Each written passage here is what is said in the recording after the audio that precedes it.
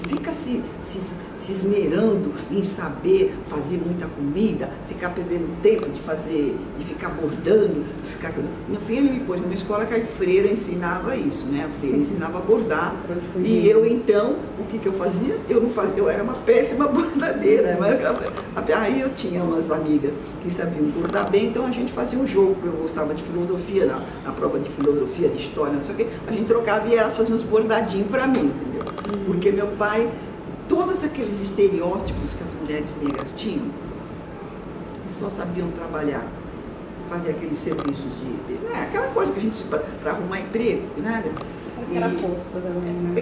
Que era posto. Então meu pai me ensinou que eu não devia ser assim. E ele me ajudou a não ser assim. Entendeu? Então, eu tinha um irmão, não é porque ele era homem, ele tinha que fazer, os serviços eram divididos. Entende? Então, ele tinha que fazer uma parte e eu fazia a outra, independente dele ser homem. Ele tinha que encerar a casa, ele tinha que lavar o banheiro, ele tinha que ajudar a lustrar o chão, depois ele ia brincar. Nunca o meu pai criou nós dois com nenhuma diferença, nenhuma. Se eu quisesse empinar a pipa, eu empinava, porque meu irmão empinava a pipa dentro da nossa casa. Eu só não empinei porque meu irmão ficava pé da vida, que tem um peso, né? E às vezes eu deixava aquilo arrebentar, mas eu podia fazer qualquer coisa, como ele também podia. Entendeu? Se ele quisesse brincar de boneca, desde que fizesse a obrigação dentro de casa, meu pai não ia se importar com que tipo de coisa a gente estava fazendo, desde que não fosse naquele tempo. Não gosto de falar naquele tempo, que dá uma idade, parece que eu sou da idade da pedra, mas naquela época a gente não tinha tanta droga, entendeu? Não tinha tanta... Então a gente podia ficar na rua até altas horas, até meia-noite, 11 horas, tinha aquelas festinhas de São João, que a coisa era um pouco mais inocente. Sim. Você está falando da rotina da sua família, né? De como seu pai criava você e seu irmão, é só você e seu irmão. Uma rotina de uma família que, para a época, quando a gente faz um resgate do que era o todo, era muito diferente. Muito, né? Diferente. Porque vocês... É o que alguns chamam do tal empoderamento, né? Alguns gostam desse termo não, mas de você lidar com a mulher e um pai também com uma filha dentro de casa, lidar bem diferente, né? Tentando trazer uma outra realidade para ela. Pegando essa realidade que você está trazendo, de como era diferente a relação familiar e também todo o vínculo, né, de amor que você coloca, qual você falou sobre estou em formação, estou escolhendo a mulher. Eu estava numa época em que eu estava escolhendo a mulher que eu queria ser. Naquela época, que mulher que a Neuza escolheu ser? Olha, naquela época eu era um misto das minhas amigas, entendeu? Das minhas amigas negras com quem eu convivi no colégio, e depois teve essas duas meninas que me levaram para conhecer o mundo. Então eu era um misto delas. Eu falei, não, aí eu já estou querendo, eu já estou bem na fita, porque eu já estou conseguindo vir de lá da periferia para a cidade sozinha. Desde que eu entrei lá no Mackenzie, eu comecei já com isso. Mas tudo muito colocado pelo meu pai, entendeu? Quer dizer, eu tinha que vir da periferia, lá que eu morava, na Vila Guilherme, até aqui, sozinha aqui. Eu tinha 14, 15 anos. Novíssima. Entendeu? Eu tinha que vir e voltar, porque aí meu pai já não podia ficar levando e trazendo. Ele me trouxe nos primeiros dias e aí eu comecei a circular por São Paulo já com essa idade.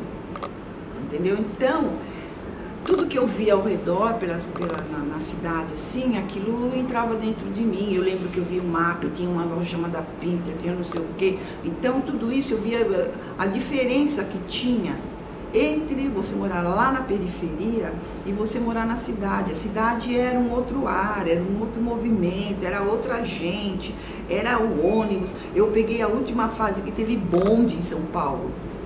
Então, você pegava bonde, sabe? Então, era uma coisa assim. Aí eu fiz o curso clássico, né? O curso clássico é o máximo. Você poderia fazer uma equivalência com o que é a Faculdade de Letras hoje, porque era um curso muitíssimo bom. Eu me lembro que eu aprendi que eu conheci quase todos os nomes da literatura brasileira. Uma parte no Mackenzie que eu tive um professor sensacional. Depois eu aprendi quase tudo da literatura portuguesa. Depois eu tive aula de francês. Eu tive aula de alemão. Com 14 anos eu conseguia falar alguma coisa, morando na periferia, sem ter com quem conversar. Eu só conversava ali no livro que a professora dava. E aí, quando eu fui para a escola, para outro colégio ótimo, lá da periferia, saí de Mackenzie e fui para lá, porque estava muito longe, estava ficando muito difícil para eu estudar. Cheguei em casa, tinha que ajudar minha avó, e ainda tinha que estudar. Chegava em casa por volta das 6 horas, aí tomava um banho, eu jantava às 7h30, tinha que lavar a louça, tinha que estudar, entendeu? Então ficava meio complicado. Aí ficava meio complicado. Aí eu vim para essa escola, que era a melhor da Zona Norte, um colégio famosíssimo. Aí era também muito complicado. Aí eu lembro que tinha francês e a professora entrava na aula falando tudo em francês. Ela admitia que você falasse uma palavra em português, entendeu? Você tinha que falar em francês, você tinha que se virar, entender o que ela estava falando. E aí, tudo isso, eu acho que a coisa cultural, ela ajudou também a abrir muito a minha cabeça. Eu lendo Machado de Assis, eu lendo Manuel Bandeira, eu lendo Cadu, porque quando eu estudava lá no Mackenzie, que eu fiz até o segundo ano clássico, você tinha que ler em voz alta os poemas do Carlos Drummond de Andrade, de Manuel Bandeira, de todas aquelas escolas literárias. Então sempre tinha os nomes dos principais participantes daquelas escolas literárias. Então, quando eu era nos poetas, tinha aula que você tinha que ler em voz alta os poemas do Manuel Bandeira, do Carlos Drummond, do Olavo Bilac, do Cruz de Souza, que foi o único negro que eu aprendi na escola, no movimento negro, foi o Cruz de Souza. Era isso que eu queria perguntar também, essas referências nesse Mackenzie. Nunca teve outro. E Machado de Assis não era colocado como negro. E nem tampouco Cruz de Souza. Se estudava a obra do Cruz de Souza, não a sua etnia, não o seu pertencimento. E não se falava, e o Cruz de Souza foi o nome mais importante do simbolismo brasileiro. Tinha lá o Afonso Guimarães, que teve o PH, que também foi muito importante, mas foi o Cruz de Souza, que foi o nome principal, né? E não se falava no Lima Barreto, por exemplo, entendeu?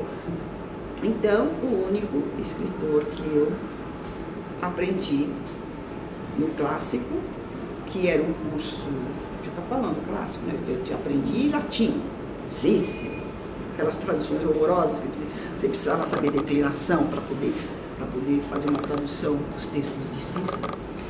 Então, o que acontece? Eu tive essa cultura ocidentalizada nos colégios que eu estudei, porque a maioria não havia nenhuma preocupação. Outro dia ainda, aquele Ferreira Goulart, não faz nem muito tempo, ele falou que não existia literatura negra quando já existia o quilomboje, já estava aí há quase também 40 anos. O Ferreira Goulart falou recentemente, antes de morrer, que não existia literatura. E quando que começou o seu contato com a literatura negra? Não só a literatura, mas como a produção acadêmica, né, negra? Mas isso foi só depois que eu fui para a faculdade. E foi seu contato com o movimento negro também? Porque quando eu fui, aí eu fui para a faculdade, embora meu pai quisesse que eu fizesse medicina, porque ele era muito doente e achava que, né, precisava ter um médico na família, e também tem a questão cultural que, né, é médico até hoje tem. O único que perdeu um pouco o status de